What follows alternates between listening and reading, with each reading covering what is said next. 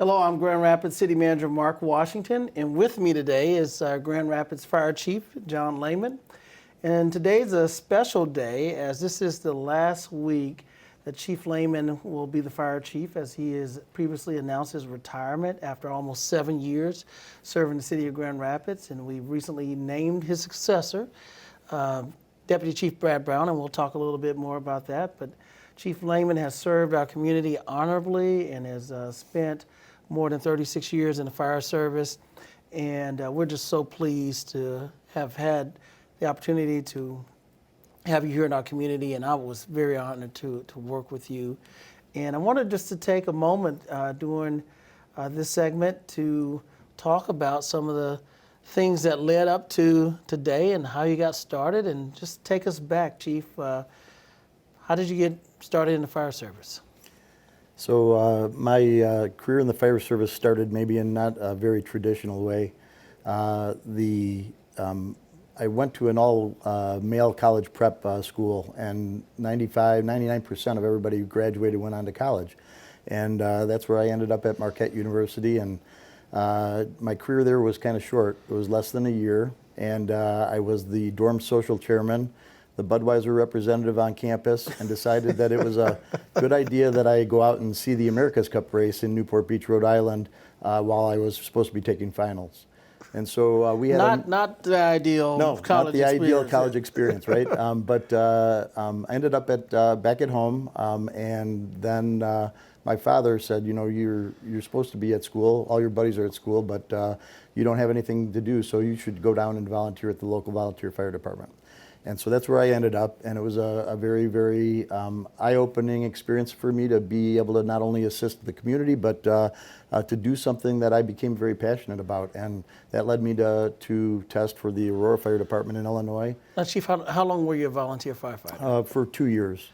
And I was working, some other menial jobs in the meantime, but 2 years, and I became an Aurora firefighter in 1987. Now, let me get this for the right. The chief is willing to work 2 more years without pay. Is that what I understand? You want to do this for free again? You know what? That was those were rewarding years, but the pay and the professionalism of doing it as a career was a very different game than what's done in the volunteer departments.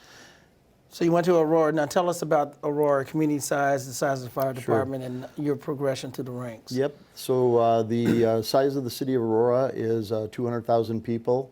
It's 46.5 square miles. Very similar to It's Grand got Rapids. a river that runs right through the middle of it, called the Fox River. And the fire department is made up of about 210 people, very almost identical to what we have here. And the history and the tradition of that fire department are very much alike what we're doing here. The fire department itself had a good working relationship with the city, strong union environment in the state of Illinois, and as well in the Aurora Fire Department. And I was able to do some time on the ambulance. We did transport EMS service there as well, but I worked my way up through the ranks. I was a paramedic, a lieutenant, captain. Helped out in some training division, and then made my way into the operations division, and was a battalion chief, and up through the ranks of deputy chief, and then eventually chief of the department for the last 3 years. And so, Chief, what drew you to Grand Rapids? What made you decide you wanted to come on the other side of Lake Michigan and do it here? So I always knew that having started so early in my career in the Aurora Fire Department, that I was going to time out there, and I was not going to be necessarily done. I was a young man at 50 years old that was retired, and knew that I had more to offer, and wanted to be able to give that to some other organization. And as I looked around the country, I knew I wanted to be close to water because I'm a passionate boater.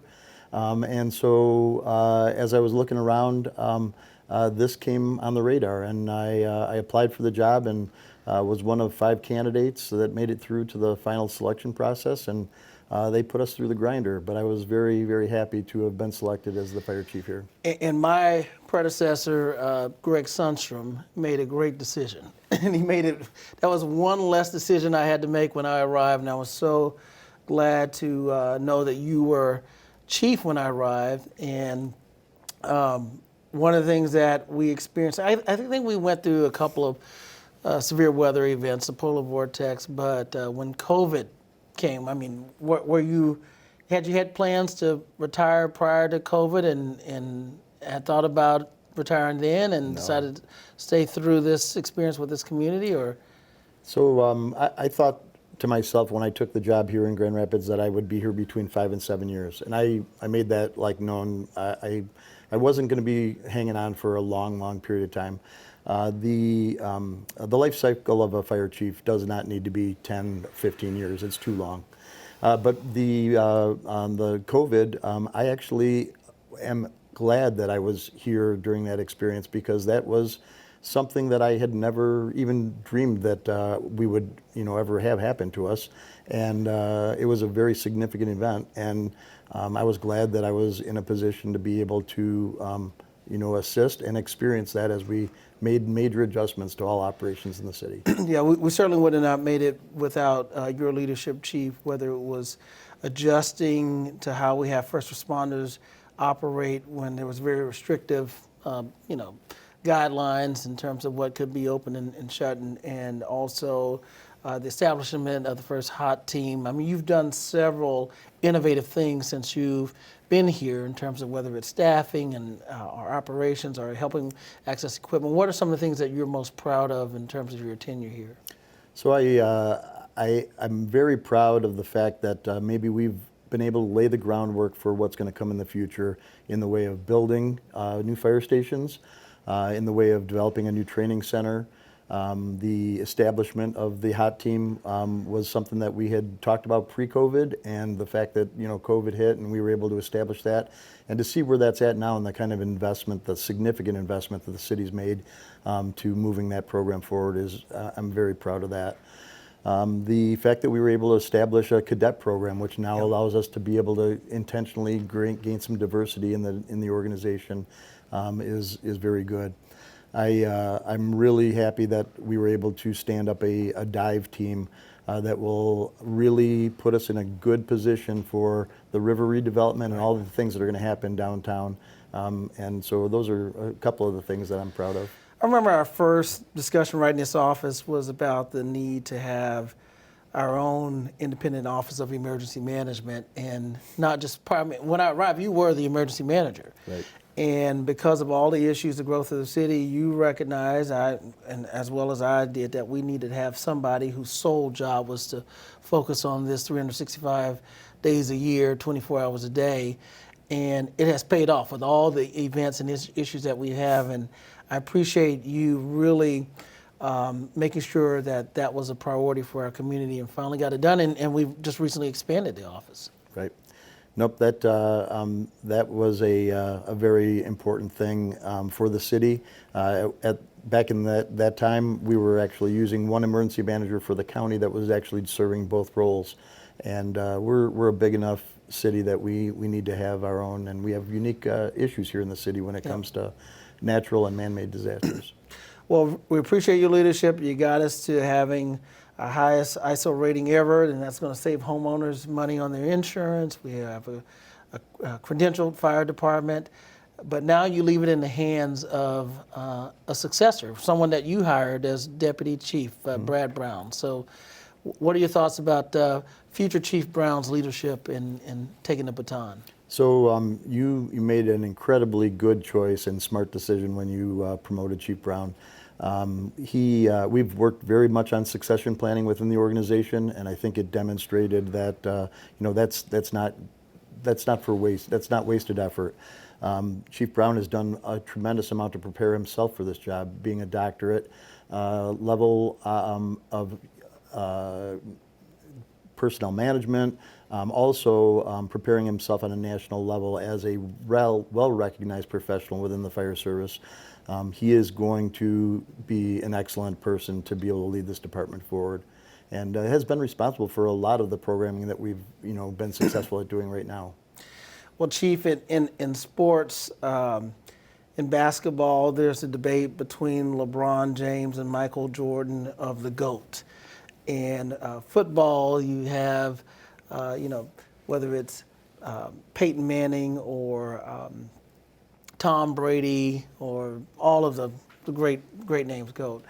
I think in fire service, you're one of the best I've seen to do it. In my book, Fire Chief, you are among the GOATs. Now, Rhoda McCurr will listen to me say that, and that doesn't take away from her because she's on that Mount Rushmore too. But in terms of people I've had personally worked for, I appreciate your leadership, and really thank you for your service to our city. Thank you. I appreciate that. Yeah.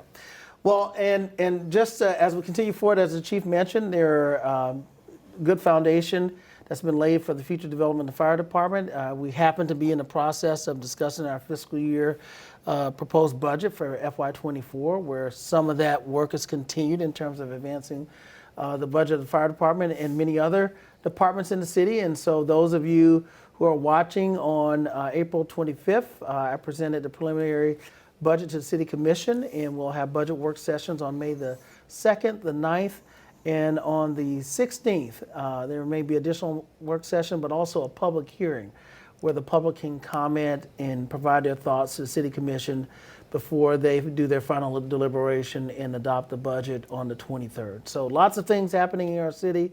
So we invite you to stay engaged, and we look forward to seeing you next month. And the next time you see me, we will have a new sworn-in fire chief that will take Chief Lehman's place, and there will be a swearing-in ceremony, and we want the public to come out and help us welcome Chief Brad Brown as he comes in at the helm of Chief Lehman. Chief Lehman, thanks for your service and thanks for your leadership. Thank you, sir.